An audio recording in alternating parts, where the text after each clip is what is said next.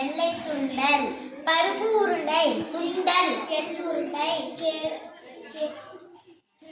உருண்டை, தட்டை பயிறு சுண்டல், இனிப்பு எள், பொட்டுக்கடலை மிட்டாய், இனிப்பு எள், முளைக்காட்டு சுண்டல், சுண்டல்,